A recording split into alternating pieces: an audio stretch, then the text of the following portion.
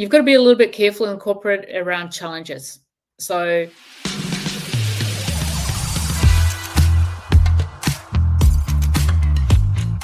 welcome to Sales Bites, our snack-sized version of the Redefining Sales podcast. My name's Abbie White, and I'm your host for this podcast. This week, we have got with us Linda Thackray, and I am so excited for this episode. Linda is the CEO and founder of the Face and Body Interpreter.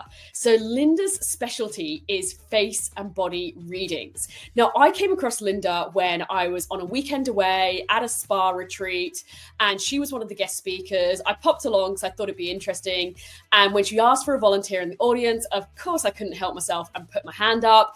And she did a reading live in the room on me and was spot on accurate. And so she just blew my mind. And so I had to understand a little bit more about what she does and the science behind it. And I think what she does is so relevant for all of us in sales, go-to-market, leadership roles in what we're doing. So in this conversation, we start talking about what is face and body interpretation. She also works as a psychosomatic therapist. And so what does that even mean? What's the science behind it that backs it up? Where does it come from? What's the history?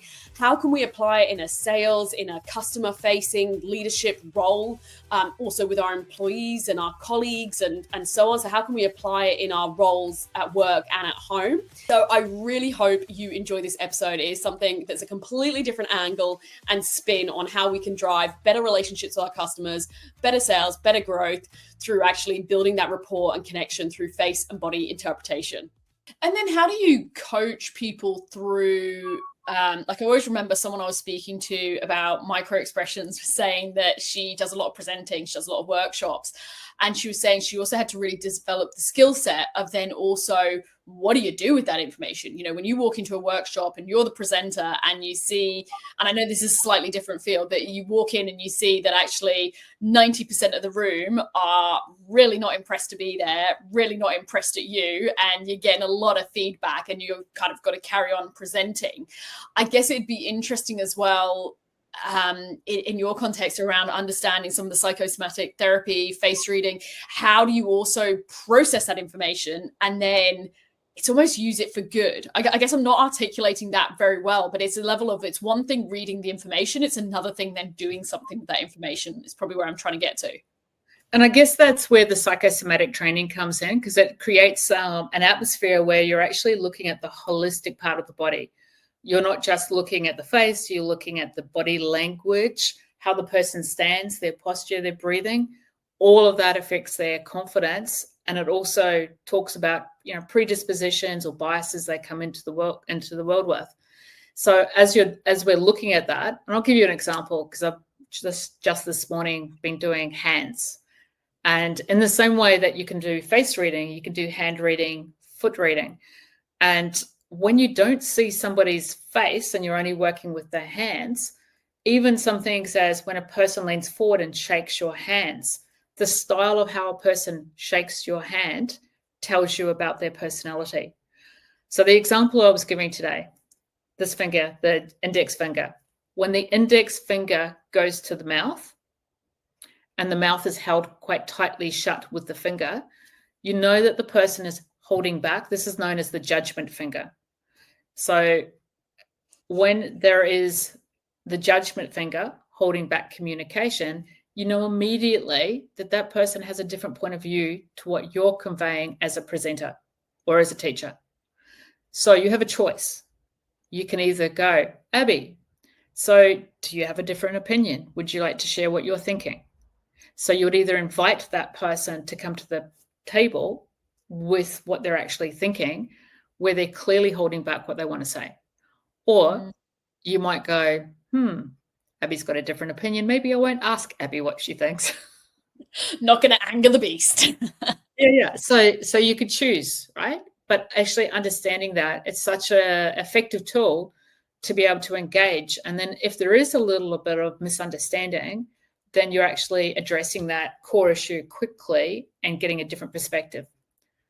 Yeah, and I think of that in a sales context. You know, if you're presenting your proposal and someone is not on board and there's an objection, personally, and this is just my style, I want to hear it, because if I can hear what the objection or the concern or their perspective is that we haven't heard, then, you know, if you've got the opportunity to hear it, you can do something about it. You can work with it. You can clarify the misunderstanding, or you can get the more information or whatever it is, rather than if it's just not said, then you're probably not going to, in a sales context, you're probably not going to win that business because there was an elephant in the room that just wasn't discussed. So I think having, you know, for me, I look at this as a superpower and go, gosh, you know, I want to do the course, because you want to be able to understand that information so that you can address it. Yeah. And you're talking about like also the micro expressions. And for our training, we're not so much looking at the micro expressions, but what we're looking at is habitual expressions. So the habitual expressions show long-term patterns of how a person thinks. The micro expression is in the moment, and completely different field, but it's the same area, just at a different timeline. But if someone's, to use your previous example, if someone's sitting there with their finger, I'm trying to sort of say this in an audio way for the people listening, someone's sitting there with the finger over their mouth and they're holding back, like you just sort of gave us the example of like the lips and so on, you know, in that context, you would want to know 100% what that is. Totally. And can you talk to us about something that I think was also really high impact when you presented it in the Hunter, was you showed us people's photos, and where you talked earlier on about the left-hand side of the face, I believe was the private side, and the right-hand side is the public side. And then you got images and you almost put a line down the middle. And I think most of us, or maybe it was just me, I'm sitting there going, my face looks the same both sides, surely. And then you showed these images where you went down the middle of the face. So if you imagine a line, if you're listening, from sort of your forehead through your nose right the way down, you chopped it in half and then you put them back together again as the two sides. You showed how different a person that actually is. And I thought that was a really, really powerful way as well of demonstrating the differences in the sides of our face. Can you talk to us about that? Because you'll be able to articulate it a lot more eloquently than I can. Great. So it's left brain, right brain. And it's where we spend most of our time develops the face differently between left and right. And that is a little bit difficult for people to get their head around until they start to see the photos, and also recognize that as a person comes back into balance, how dramatically the photos change and they come back to being more balanced. When I say more balanced, presenting like the right and the left and now looking like they're related to each other.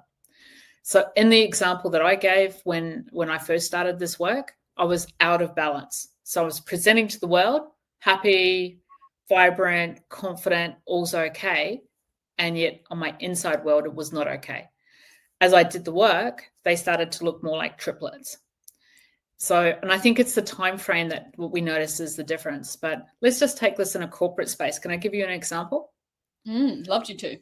So I was doing some team development. So I did some individual coaching, or I should say team coaching, teaching them some of the skills of face reading.